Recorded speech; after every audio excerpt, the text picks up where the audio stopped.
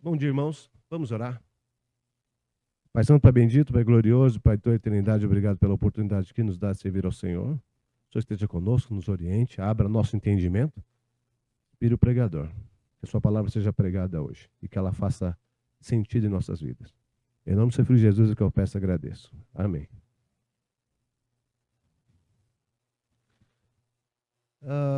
Uma das coisas mais complicadas para nós, quando servimos ao Senhor, é olhar para dentro. Como eu falei na aula, é mais fácil seguir uma lei do que você obedecer, você treinar você mesmo para que você queira fazer algo. É como passar no sinal vermelho. Você passa no sinal vermelho, quando você recebe a multa em casa, você fica chateado. Ele me multou. Mas você não fez algo errado? Então, só que é esperado, né? Você fez uma coisa errada, é esperado. Quando Jesus ensina uma coisa para você, ele fala assim: a questão não é passar pelo sinal vermelho. A questão é não querer passar no sinal vermelho, é respeitar o sinal vermelho. Porque às vezes a gente fala assim: não tem radar, não tem ninguém, passa-lo-ei. É essa a questão que complica a vida do servo de Deus, porque ele tem que decidir não fazer algo. Ele pode, mas ele tem que decidir não fazer. Porque quando a coisa é proibida, tudo bem. Está proibido, todo mundo sabe. Mas não querer fazer aquilo é que define o verdadeiro discípulo de Jesus. Mas hoje nós vamos falar sobre o jugo de Jesus. Jesus falou que o jugo dele era leve, né? Jesus e há muitas pregações por aí que usa e fala: não, olha, né? É leve, fica tranquilo, o que você pedir para Deus, Deus vai te dar, você não vai sofrer mais, se você fizer A, ele te dá B. Essas pregações eu sou obrigado a dizer que é mentira. Porque há várias passagens na Bíblia que falam: você sofrerá, você será perseguido. Então essa pregação não é a pregação cristã. Mas vamos falar um pouco sobre pregação. Jesus tinha autoridade e tinha discípulos. No passado, na época de Jesus, ele teve muita dificuldade para ser aceito como rabino. Rabino é o professor, né? Na época de Jesus, as crianças elas saíam de casa aos 6 e ficavam até aos 10 estudando. Eles estudavam. Com 10 anos, eles já tinham de cor a Torá, que são os 5 livros, né? Eles já tinham elas decorados. Naquele momento, as pessoas comuns, eu, vocês, alguns, né, não todos, não éramos tão extraordinários, a gente voltava para casa. Quando voltava para casa, nós íamos aprender a função da nossa família. Então, se minha família era carpinteira, eu ia aprender a ser carpinteiro. Agora, tinha aquelas pessoas que eram extremamente extraordinárias. Eles tinham aquela vírgula a mais que nós não temos. Essa pessoa, ela ficava continuando estudando. Aí ela começava a estudar os outros livros, que é os profetas, que é a sabedoria, que é os livros históricos. Eles estudavam até os 14 anos. Aos 14, alguns eram escolhidos para continuar. Ele já era extraordinário ao passar dos 10. Mas aos 14 tinha que ser extraordinário do extraordinário. Ele era a pessoa, né, especial, pronta. Como acontece com alguns dos nossos amigos que ele termina a faculdade e ele não tem intenção nenhuma de trabalhar. Ele não trabalhar no sentido nós, né, lavradores. Ele tem intenção de dar aula, ele tem intenção de se tornar um doutor, um mestre e dar aula em faculdades. Era mais ou menos isso. Então passava dos 14 anos, ele continuava. E ele era chamado de Talmidim, que é discípulo. O que o Talmidim fazia? Ele era obrigado a ficar abaixo de um rabino. Um rabino, para ser rabino, ele precisava passar por tudo isso que nós falamos e chegar um momento do conhecimento que ele passava a discutir a lei com as pessoas. Ele discutia e o mestre dele e o rabino falava para ele assim, por Talmidim dele, fazia uma pergunta para ele. Se o Talmidim respondesse certo, ele falava assim: você cumpriu a lei. Se ele falava errado, ele falava assim: você aboliu a lei. Então esse era o ensinamento. Aí você fala: mas tinha dezenas de rabinos? Tinha. Todos pensavam igual? Não. Na época de Jesus era claro que os rabinos mais era o Hillel e o Shammai. E eles eram totalmente diferentes um do outro. O Shammai era mais pesado, era mais firme, o Hillel era mais solto, né? Nós até estudamos essa semana sobre o casamento. Hillel deixava claro que qualquer coisa você podia divorciar e recasar. Shammai já falava, não, não é assim, é mais pesado. Mesmo assim, tinha uma divisão de pensamento. Mas se tem uma divisão de pensamento, o Deus é o mesmo? Essa era a questão. A interpretação variava de pessoa. E o Talmud de hoje, quem tem coragem de ler, eu tentei, mas só está em inglês, me cansa ler em inglês, chega uma hora que eu paro. Na hora que traduzir bonitinho em português, eu vou ter mais cuidado. Muito embora nós sabemos que as traduções, elas deixam a desejar. A questão era assim, que essa criança extraordinária estava abaixo desse homem, que tinha pensamentos acerca disso. Por quê? Quando você se tornava rabino, como é que você tornava rabino? Você passava por esse estudo todo, e só que chegou um momento que para você se tornar rabino e ter direito de ter os talmidim com você, alguém tinha que dizer que você estava pronto. Então eram dois grandes rabinos, chegavam e diziam assim, o Daniel é apto, está pronto, pode ter discípulo, tem que ser dois. E a partir de agora ele se torna rabino. Naquele momento que o Daniel virou rabino, ele vai ter discípulos. E o que ele faz com os discípulos? Ele ensina a interpretação dele da lei. E aí isso chama jugo. A interpretação dele da lei se chama jugo. Então todo rabino tinha um jugo. Hillel tinha um jugo dele, Shammai tinha um jugo dele, e cada pessoa colocava nas costas o jugo que achava conveniente. Essa era a questão. Era muito difícil você estar dos dois lados. Um exemplo claro é Jesus, quando falava sobre o casamento, ele era muito mais Shammai do que Hillel. Essa pessoa tinha uma responsabilidade. Quando esses rabinos davam poder para ele se tornar rabino, ele falava assim, você, a partir de agora, está com as chaves do céu. Ó, interessante, né? A pessoa passou a ter o direito de dizer o que Deus disse. De interpretar Deus, interpretar as escrituras. Era algo importante, não era qualquer pessoa que podia fazer isso. Então, cada rabino tinha o seu próprio jugo. E ele passava a ensinar discípulos, os talmidim. O que era a frase mais importante que se ouvia quando se falava do jugo do rabino era o seguinte, eu vou até ler o que eu escrevi, você, discípulo, tem que se cobrir da poeira das sandálias do seu rabino. Vou repetir, porque é forte. Você tem que se cobrir da poeira das sandálias do seu rabino. Ou seja, onde ele pisar, você deve pisar. Você deve estar abaixo dele. Porque quem sofre a poeira é quem está atrás e sofrendo as consequências dos atos dele.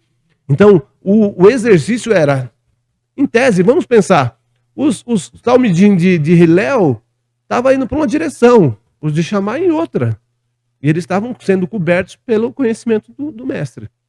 Quando Jesus chega nesse contexto, ele tem um problema, porque uma das primeiras coisas que os fariseus, os mestres da lei, perguntaram é quem te deu autoridade? Quem falou para você que você é rabino? Porque quando Jesus passou a ensinar os discípulos dele, ele passou a ser, em tese, ter alguém que tem a chave do céu. Então ele perguntou, que escola que você estudou? De onde você veio? Quem se recorda naquela viagem que Jesus fez, em que ele discutiu com os senhores, ele tinha 12 anos e já discutia com os doutores. Então ele tinha um conhecimento altíssimo. Mas, 18 anos depois, os mestres deviam perguntar para ele, de onde você tirou isso aí? Quem te autorizou? Em resumo, o rabino se tornava rabino quando ele tinha autoridade, quando ele tinha jugo e quando ele tinha discípulos.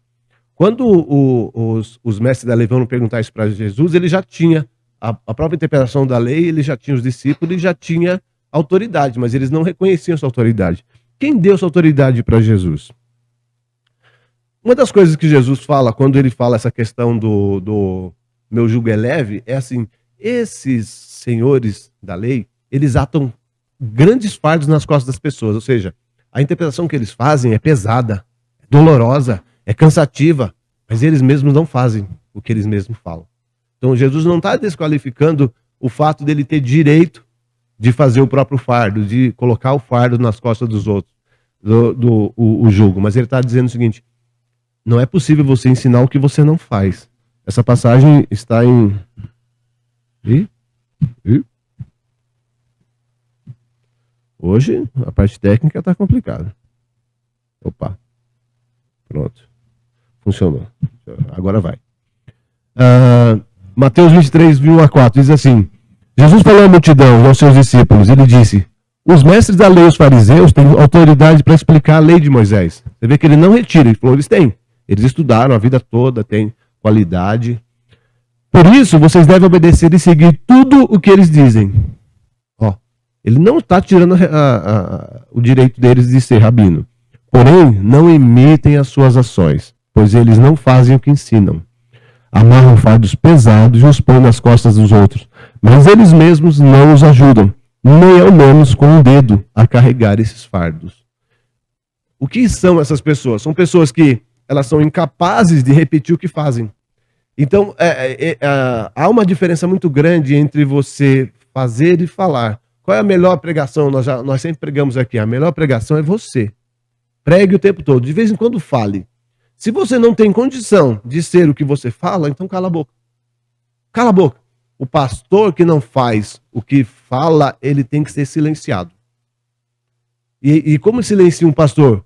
Você deixa de ouvi-lo. É importante isso.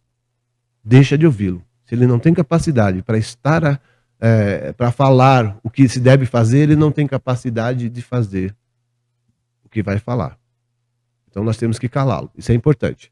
A nossa responsabilidade é servir ao Senhor. E servir ao Senhor não é vir aqui domingo de manhã, no horário certinho, sentar nesse banquinho lindo aí e dormir.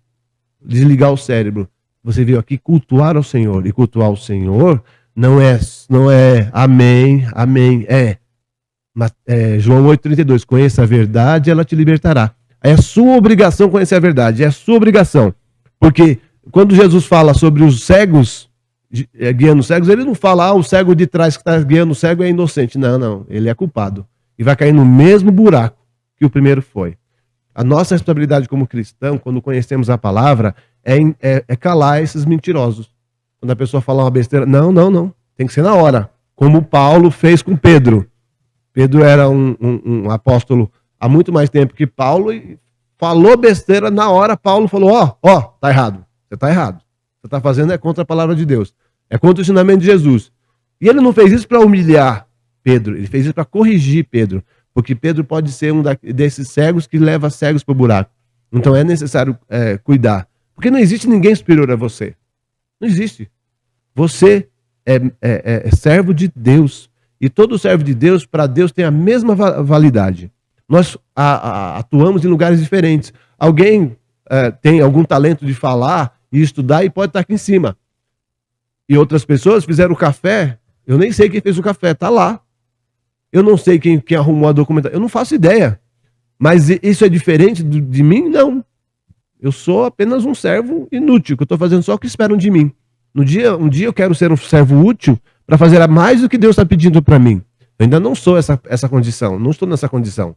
Então, embora eu acumule dezenas de conhecimentos, fale grego, japonês, cirílico, eu não sou ninguém se eu não for como Jesus foi. E Jesus foi humilde. Essa humildade nos leva a simplesmente perceber quando alguém falar para você está errado. Quer dizer, eu vou verificar. E indo verificar, simplesmente mudar o seu procedimento. E isso é servo, útil. O inútil faz o que se espera dele. Esses homens, eles não tinham mais conexão com Deus, eles tinham conexão com a autoridade. E o que é autoridade? Lá atrás, duas pessoas vieram até mim, pode ser até que eles estavam bem intencionados, e me deram autoridade. Pode ser que dali para frente ele se perdeu. Quantos de nós consideramos Senhor do conhecimento? Eu vivo num mundo que eu falo para vocês que eu não gosto.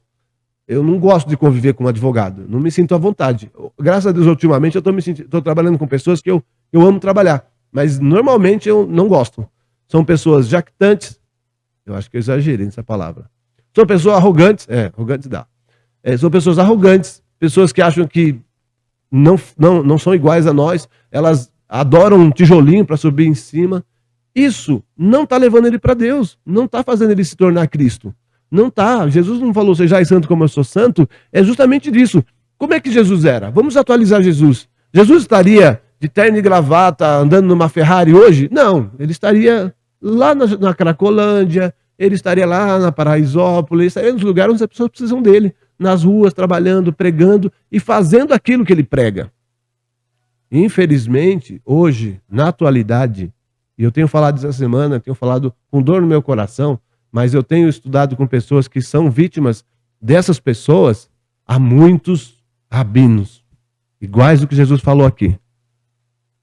Nos púlpitos hoje, infelizmente, há mais demônios do que fora deles. Infelizmente. E a função de vocês, como discípulos, é dizer para nós: você está errado.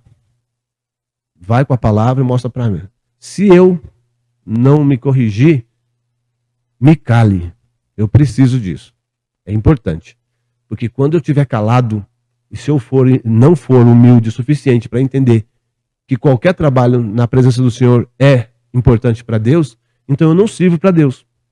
Eu não sirvo. Eu sou um servo inútil. Se eu achar que eu só sou bom, se eu estiver um tijolinho acima dos outros, eu não sou servo de Deus. Não é possível. Não coaduna. Porque o que foi dito lá? O que se falava para os talmidim dos rabinos? Cubra-se da poeira da sandália do seu mestre. O que João Batista falou quando ele se referiu a Jesus? Eu não sou digno de amarrar as suas sandálias. Ele já estava se cobrindo com autoridade. Isso é importante. Isso é importante. Se em algum momento vocês se consideram superior a alguém, desculpa. Eu tive 11 irmãos, tenho 11 irmãos na presença de Deus. E eu não me considero melhor que nenhum deles. Eu chamo uns de chato, outros de cansativo, mas eu sou igual. A genética é a mesma. É essa condição que nós estamos como irmãos. Ninguém aqui é melhor que ninguém. E o que fez esses homens perderem esse conceito é basicamente isso. Eles começaram a complicar a vida das pessoas de tal maneira, a dizer: não, você tem que me ouvir, você tem que me ouvir, você tem que me ouvir. Só que eles esqueceram de seguir. Jesus falou: não são dignos. Quando eles perguntaram para Jesus acerca da autoridade, ele não quis responder, porque ele falou: vocês fazem o que Deus manda? Não, então eu não vou falar com vocês. Porque ele perguntou sobre a autoridade dele. Mas que momento que a autoridade dele foi determinada? Num momento muito simples, no batismo dele. João Batista o reconheceu como mestre, e Deus, ao final da passagem, falou com ele. Quando os discípulos perguntaram com que autoridade ele fazia essas coisas, ele perguntou o seguinte: ele disse o seguinte: com que autoridade de João Batista faz o trabalho dele? Eles não falaram. Ele falou: então, já que vocês não falaram, eu não vou falar. Essa questão era porque Jesus sabia que eles não estavam interessados em determinar a autoridade. Eu só queria dizer: você estudou em qual cidade, em qual rabino? Foi Gamaliel, foi Hilel, foi Shammai, foi Shabá? Qual foi? Porque aí eles falaram assim: deixa eu falar com ele, porque aí eu vou... Eles queriam encaixar Jesus no mundo deles. E não funcionava. Jesus falou: não é assim. A autoridade de Jesus foi dada no momento do batismo dele. Quieta. Ele faz isso sempre comigo, só para passar vergonha aqui em cima. Quais foram as testemunhas que determinaram a autoridade de Jesus? No momento do batismo dele. João o reconheceu e Deus colocou, diz: esse é meu filho em quem me comprazo. Alguém pode dizer que a autoridade, que ele recebeu a autorização maior para fazer o trabalho, senão por meio de Deus? Então, Jesus tinha autoridade e ele fazia a vontade do Senhor. Quando a gente já falou essa semana sobre casamento, a gente falou isso. Importa o seguinte: você precisa primeiro conhecer a vontade de Deus. Conheça a verdade de Deus. E conheça a vontade de Deus sem as suas ideias. Sem as suas ideias. Aí você se pergunta se você está aplicando a vontade de Deus. Sem as suas ideias, sem as suas vontades, sem adaptar a Deus. Porque o jugo de Jesus, ele fala que é leve. Sinceramente, o jugo de Jesus é leve? Vamos ser sinceros? Eu acho que não. Mas ele fala que é leve. Venham a mim todos aqueles que estão cansados de carregar suas pesadas cargas, dos dos mestres, e eu lhes darei descanso. Sejam meus seguidores e aprendam comigo, porque sou bondoso, tenho um coração humilde, e vocês encontrarão descanso.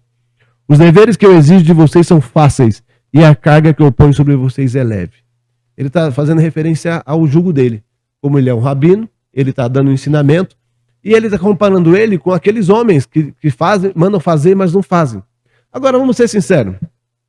Jesus pede para eu amar meu inimigo. O cara me fez uma maldade. Ele manda eu amar ele. Ele pede para eu dar a outra face. Ele pede para eu carregar a cruz dele. Ele pede para eu ser humilde. Isso aí é pesado.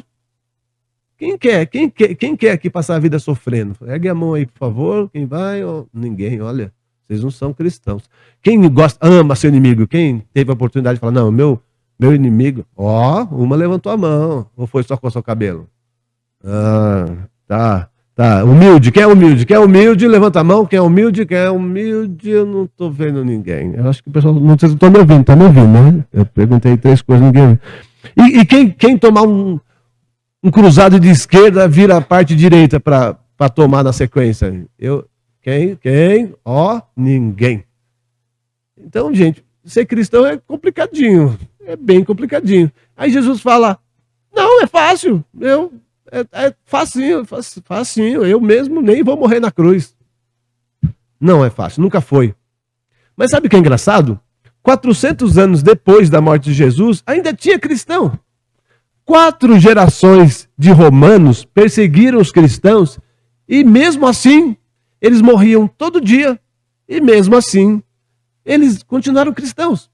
Foi preciso um imperador romano falar, cristão é igual corintiano, você mata 2, nasce 10. Eu sou corintiano. Então não está funcionando, eu preciso arrumar alguma forma de quebrar esses caras. Aí fez o que ele fez, transformou todo o mundo bagunçado em cristão, e aí o diabo trabalhou bem por dentro e vem fazendo isso até hoje. Então, a dor, o sofrimento, a perseguição não demoveu o cristão a deixar de ser cristão, porque o jugo de Jesus era suave. É mesmo, na época de Paulo, o cristão ele era colocado em postes e servia como vela durante a noite. Colocavam fogo nele e as pessoas passavam na rua, ele que iluminava a rua, o corpo dele que iluminava a rua. Sempre foram coisas difíceis. Há um texto de Flávio Joséfo, que é um historiador, que ele fala que ele não entendia o cristão, porque eles entravam na arena vendo os leões lá sedentos, e eles iam tranquilos com a família, tipo, vou no parque com a minha família, esses leões aí, eu vou no zoológico.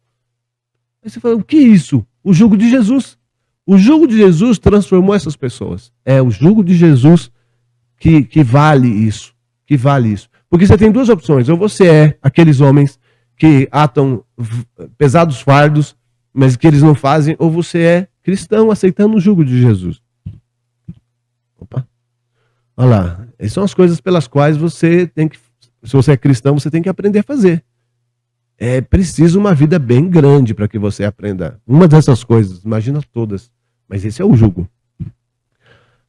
Quando se discutiu a autoridade de Jesus e as pessoas falavam assim, porque uma vez que o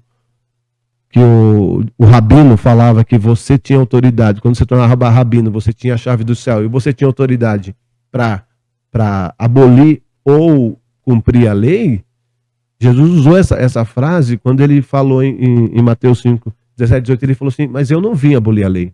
Porque ele está dizendo, a minha autoridade vem de Deus e eu estou sendo a expressão exata do que Deus pediu para mim. Eu não estou inventando. Então quando ele fala, eu não vim abolir a lei, ele está dizendo a verdade. E quando a gente olha para o Velho Testamento, todas as coisas que ele fez, ele realmente estava cumprindo conforme a vontade. E por quê? Porque ele era servo. Porque ele fazia o que o pai dele mandou. Isso é importante. E detalhe, quando ele fala que o meu jugo é leve, tem a ver com tradução, tá? Deixa eu mostrar para vocês uma coisa interessante. O contexto do suave não foi falado, não é exatamente leve e tal. A palavra encontrada lá é essa, crismos. Que qual é a tradução dessa palavra? Útil. Útil. Ele está dizendo, vocês têm que ser útil. Vocês têm que ser práticos. Vocês têm que fazer coisas que eu pedi. Então, quando Jesus fala que o jugo dele é leve, ele não está falando de peso. Ele está falando de utilidade. Então, quando você pensa que você tem que fazer isso daqui, ele está dizendo, então, no seu dia a dia, você precisa aprender a forma correta de perdoar seu irmão. Você precisa aprender a amar seus inimigos. E como é que se faz isso? Tendo inimigo, sofrendo, sendo perseguido. Então, quando você estiver passando por isso, peça, Senhor, me abençoa para que agora é a minha oportunidade que eu tenho para desenvolver isso. Porque você vai aprender a dirigir se nunca comprar um carro? Não, né? Quando a gente brinca aqui que quando você pedir paciência para Deus, pensa melhor. Pensa melhor. Pede sabedoria. Que paciência você vai precisar desenvolver paciência. Paciência se desenvolve. Quando eu aprendi a abandonar o ódio, não foi fácil, foi difícil. E eu aprendi naquela oportunidade. Eu estou esperando a próxima oportunidade para saber se eu realmente aprendi. Lá eu consegui. Eu não sei daqui para frente. Então, indiretamente, eu estou pedindo para Deus, se eu não aprendi, me ensine. Porque lá no céu, eu preciso, quando eu morrer, como eu vou morrer pecador, como todos aqui, né? Quem acha que vai morrer santo aqui, levanta a mão. Ah, bom. Nós vamos morrer pecadores, não tem o que fazer. Agora a diferença é que nós vamos ser limpos pelo Senhor. A diferença é, qual é a distância que você terá de Deus quando você morrer? Essa é a questão. Se você não entendeu, se você não se cobriu da poeira dos pés das sandálias de Jesus, você não está pronto para estar perto de Deus. Você está cada vez mais distante, porque Deus não se distancia de você, é você que se distancia de Deus. Então é necessário entender que esse jugo aqui, ele é útil. Ele está dizendo, você tem que ser útil, você tem que prestar para isso, não fugir do sofrimento. Entenda que Deus, ele autoriza muitas coisas que acontecem na Terra. Você fala, mas como? Muita coisa que acontece está pré-autorizado. Tem aquela frase que ele falou para Pedro, Pedro, o diabo já recebeu autorização para peneirar vocês, e eu vou orar por você, para que você não perca a fé. É difícil entender isso? É para outra conversa. Mas você entenda que você não veio para a igreja para ser protegido, para ser intocado, para ser rico, milionário, bonitão, famoso. Você veio para servir. E você veio para ser aquele que ninguém vê, aquele que ninguém se interessa. Você veio ser aquela pessoa apenas útil. Sejamos útil. Ser útil faz você evoluir como ser humano, faz você se tornar uma pessoa melhor, faz você ser respeitado pelos outros e faz você pregar mais. Eu sou um falador compulsivo. Para mim, em tese, é fácil pregar. Mas eu acho que eu prego mais quando eu calo a boca. Quando eu faço o que Jesus mandou eu fazer. Essa pregação é da melhor qualidade. Porque eu não quero ser aqueles rabinos que Jesus falou. Eu não quero. Eu tenho a intenção de ser um rabino melhor. E estou me chamando de rabino.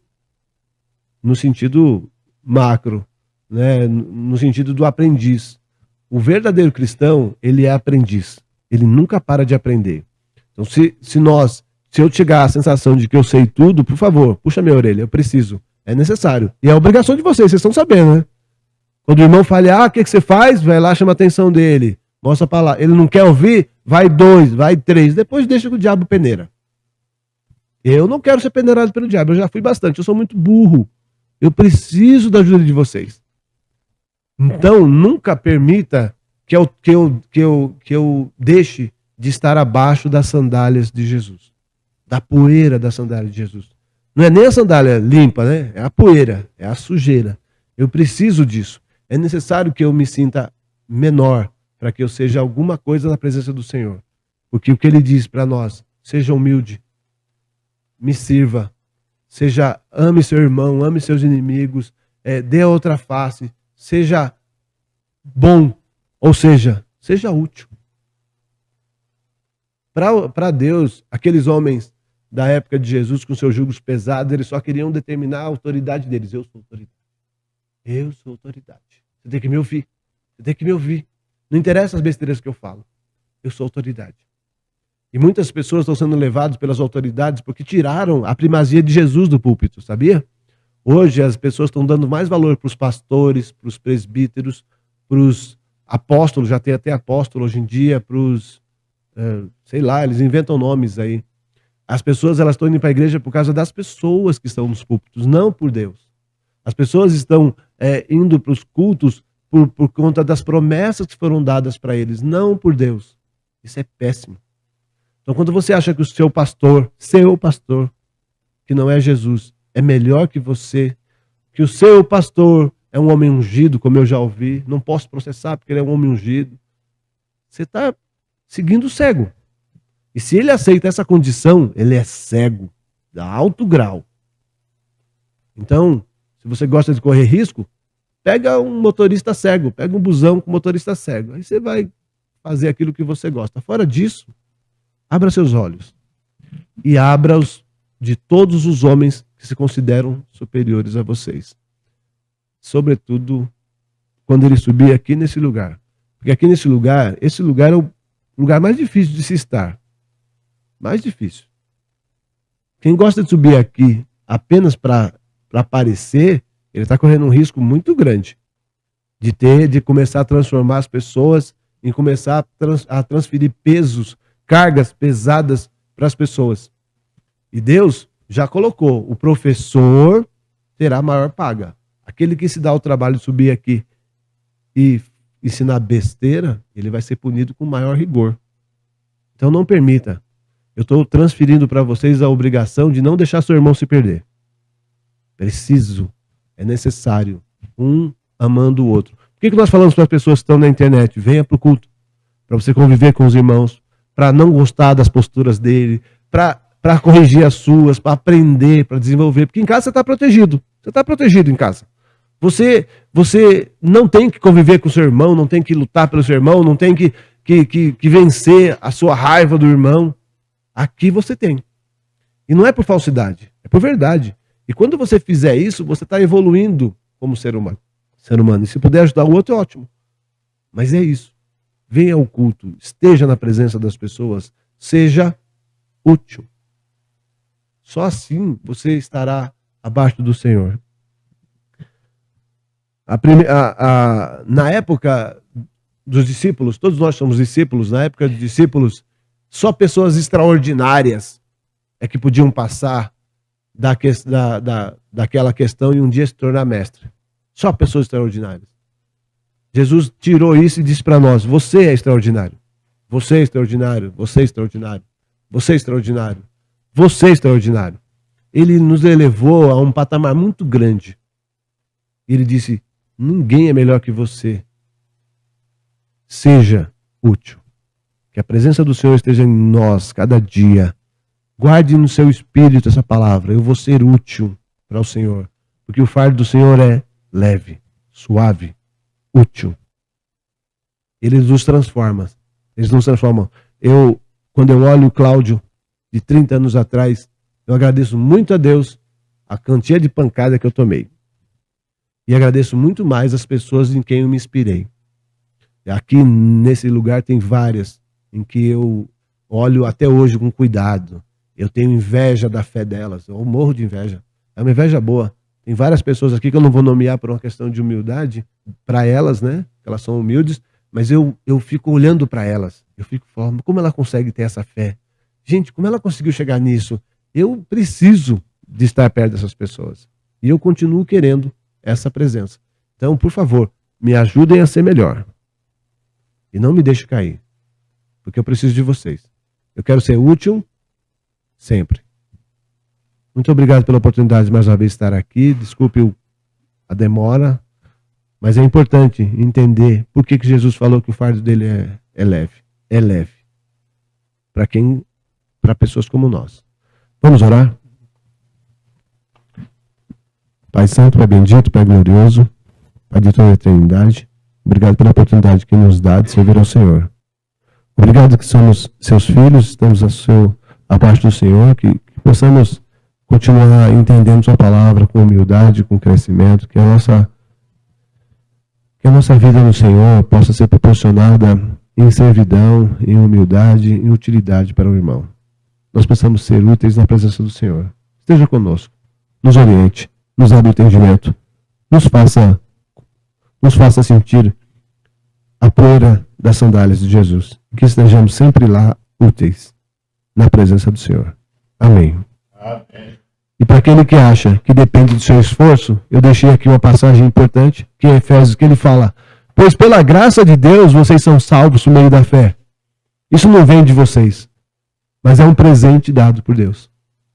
Então, se você, em algum momento, perder a humildade, lembre de Efésios 2, de 8 a 10. Você não é nada. Nós somos o que somos graças à bênção dada pelo Senhor. Obrigado.